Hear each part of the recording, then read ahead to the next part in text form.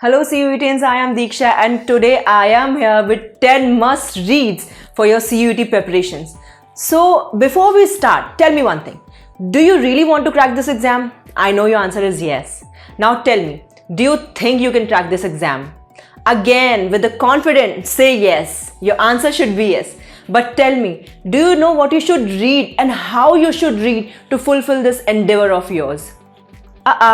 So don't worry, here I am and I'll tell you about the top 10 must-read books for your CUET exams and preparation. So let's start. The very first novel that we will talk about here will be A Farewell to Arms. It is one of my favorite. So A Farewell to Arms is the most important Nobel Prize winner book of Ernest Hemingway. And here Frederick Henry is an American healthcare professional in the Italian army during World War I. So he meets Catherine Barclay. So Catherine Barclay is basically a nurse and they fall in love. What a beautiful thing. So loosely based on Hemingway's relationship with Red Cross nurse Agnes Vaughan. So this novel, A Farewell to Arms, was censored. Let me tell you, it's a very important fact that you all must remember that A Farewell to Arms was censored for its vulgarism and frank descriptions of Frederick and Catherine's romance. So it was banned. And now let's talk about a fun fact. So when Ernest Hemingway, he sent the draft of A Farewell of Arms to F. Scott Fitzgerald for checking it up. So do you know that Fitzgerald, he wrote back with 10 pages of suggestions and possible edits. And guess what? Hemingway's response was hilarious. And if you really want to know what was Hemingway's response, do text us on 7982197463.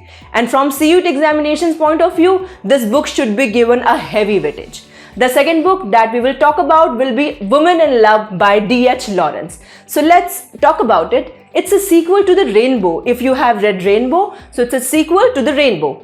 And here, The Woman in Love is basically D.H. Lawrence's magnificent exploration of human sexuality in the days surrounding World War I. It is the story of two sisters, Ursula and Gudrun Brangwyn, and this novel simply illuminates their characters and their relationship with the men they love.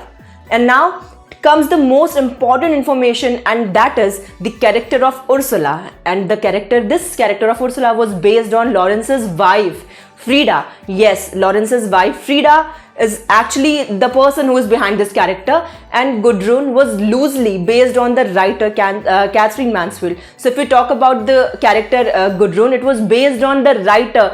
Anyone can ask you, or any examiner can ask you that what was the character of Gudrun actually based on. So the character of Gudrun was based on Catherine Mansfield. So the third book now that we will talk about will be The Catcher in the Rye, and it is by J.D. Salinger. And here the name of the protagonist or the hero will be Holden Caulfield. Holden Caulfield, he is a 16-year-old person, a kid who leaves his prep school in Pennsylvania and goes underground in New York City for 3 days. Yes, so as he spends time afterwards, we see him experiencing the pain and pleasure of adolescence, right? And the particular ache of finding one's place in the world. So it's about these things. So Holden Caulfield, he made his first appearance in the short story, Slight Rebellion of Madison. The most important fact that should be remembered here will be Slight Rebellion of Madison, which was published in the New York in 1946 basically. So do you know who was one of the biggest admirer of this book? Yes, it is a fact, and it is one of the most important thing that I will tell you here is that Bill Gates was actually the one who was the biggest admirer of this book, and yes, he proclaimed this book as one of his favorites. So the fourth book, let's move forward to the fourth book, which will be Ironweed. So Ironweed is one of the most important work by William Kennedy. Yes, it's a work by William Kennedy, and in this novel, Francis Fillon is the name of the character who is formerly a basketball player, right? And now he's a grave digger. So he's living in Albany, and now he has become an alcoholic. So an alcoholic who accidentally kills his son many years ago. He actually killed his son many years ago, and Fallon now wanders around town, and he has also encountered the ghosts of his son and other people he killed maybe. So Ironweed won the Pulitzer Prize. You should remember this book by this fact that this book, it won the Pulitzer Prize and the National Book Critics Circle Award in 1984, despite being rejected by 13 publishing house. Yes, this book was actually rejected for 13 times.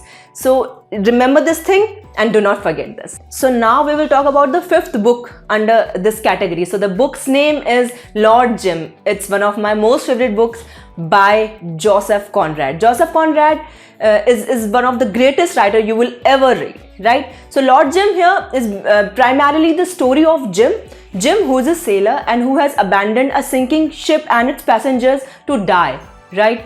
And do you know what? Joseph Conrad is actually a person who has written one of, again, most important books, The Heart of Darkness, Nostromo, and The Secret Agent.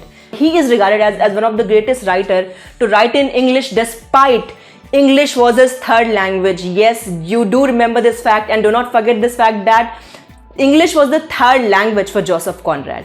Now we will move forward to the sixth book. The book's name is Moviegoer. I know many of you must have not heard the book's name, but yes, it is really important, and the questions they have been asked in the examination. So the book Moviegoer has been written by Walker Percy. Walker Percy is the writer of this book, and it's the story of Jack Ben. Jack Ben is basically a young Korean War veteran. You know what? He is a veteran and he is stuck in his own life. He goes to movies and has a series of meaningless involvements with his secretaries. But guess what? In this iconic novel, we have meditation on emotions and self-examination. So this book writer, Walker Percy, he won the National Book Award for beating the following nominees, and the nominees were Catch-22 by Joseph Heller, Franny and Zooey by J.D. Salinger, and Revolutionary Road by Richard Yates. So yes, Moviegoer surpassed these books also. So now we will move forward and talk about the seventh book in the row, and the name of the book will be The Age of Innocence. So The Age of Innocence is again a masterpiece, and this masterpiece has been written by Edith Wharton. In this book, Newland Archer is the name of the protagonist, and Newland Archer is the protagonist who flaunts his relationship with May Welland, whom he had found the perfect woman. Tender, impressionable, with equal purity of mind and manners. But guess what? Here is the twist. Now enters Countess Olenska. So Countess Olenska, a woman of quick wit that is sharpened by experience, who is determined to find freedom in divorce. She's a person who has the freedom in divorce, in taking divorce. And guess what? Newland somehow is drawn to the socially ostracized Ellen Olenska, and though he knows that he can expect stability and comfort in marriage with sweet-tempered May, but what new would now he be able to discover with May? So now, here comes a really polite suggestion for you people. It is a suggestion, so don't mind it. कि किसी बेहतर की तलाश में किसी बेहतरीन को ना खो दीजिएगा. So it is a suggestion. It's up to you that you want to keep it or not. So now let me tell you further details about this book, and the details are that this book was basically a Pulitzer Prize winning masterpiece. Yes, this book won the Pulitzer Prize, and now it is a tragic love story where even after Archer wants to leave his wife and true beloved May because of personal responsibility, he is not able to do that and stifles with the relationship throughout the novel. So now we will talk about the eighth book. The name of the book is A Handful of Dust by Evelyn Waugh. And guess what? The title here is a reference to a line from T.S. Eliot's The Wasteland.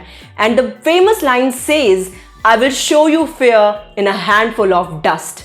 So this satire is about a disaffected country squire, right, who travels to the Brazilian jungle in order to find a meaningful life. In 2010, Times Magazine named A Handful of Dust to its list of all-time 100 best novels or 100 favorite novels. And guess what did they write? They wrote that if this is the war at his bleakest, it is also war at his deepest, most poisonously funny. So it was a really witty remark that they made in their magazine.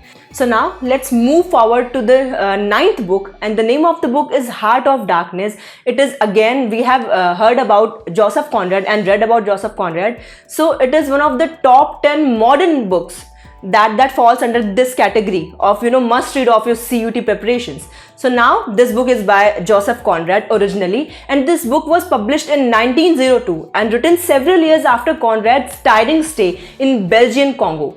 right? The novel tells the story of Marlowe, a seaman who undertakes his own journey into the African jungle to find the tormented white trader Kurds. This book is full of irony and is a complex meditation on colonialism, evil, and here it maintains the thin line between civilization and barbarity. So the basis for Francis Ford Coppola's movie Apocalypse Now. Heart of Darkness really has a pivotal role in English literature, so you must remember this fact. Do not forget it. And yes, again I would repeat this thing. The thing is that the basis for Francis Ford Coppola's movie Apocalypse Now, Heart of Darkness really has a pivotal role in English literature. So now let's talk about, or let's have a look at the last but not the least and most important book for your modern age, and the book's name is Light in the August. It is by William Faulkner. So Light in August is basically a novel about hopeful continuation of morality, and here the memorable and dauntless character. Lena Grove is the name of the character, and she is in search of the father of her unborn child, Reverend Gale Hightower, who is disturbed by the visions of, a horseman, and she is also searching Joe Christmas, a desperate, enigmatic, suspenseful wanderer who himself is confused with his mixed ancestry. So now we will talk about a fun fact. So the fun fact is that this book was originally called The Dark House. But guess what? Faulkner changed this title just because his wife asked him to do that. So by the way, if you are also scared of your wife, and guess what, अगर आप डरते हैं तो it's fine, but अगर आप नहीं डरते हैं तब तो भगवान ही मालिक है आपका. So don't miss any update from our channel as we are going up, or we are going to come up with many more educational and information videos. So till then, stay tuned and thank you.